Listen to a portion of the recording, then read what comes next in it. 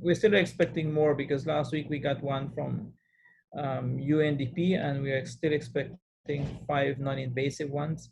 And I believe we need to also tally the ones that the government of Taiwan has facilitated for us.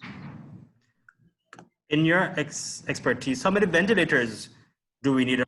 How many beds should be prepared going into that? P.G.I.A will be open on August 15th, and we have that issue with border jumpers. And of course, Guatemala and Mexico numbers increasing.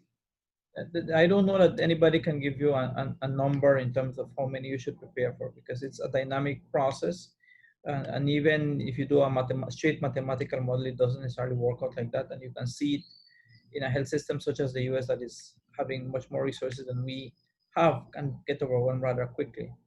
So what you do is you model your response based on your bed capacity. And interestingly, for example, earlier this week, we saw what Jamaica has said in terms of when they would potentially have to close down again.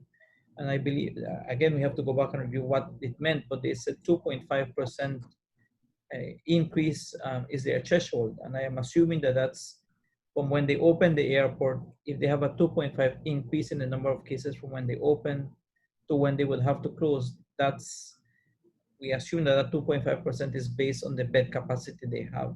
And the ventilators, they will be spread across the different regions. For now, it's only Cardhushner.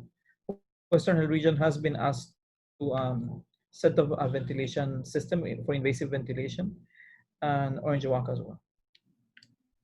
In terms of training, have people been trained to operate a system, procedures, or will be trained? The anticipation is that they will be trained. Some elements of it have been done virtually, but that's not going to be enough. You will have to have your ventilation system set up, not just in use of ventilators, because there's other things that are required once somebody is hooked up to a ventilator.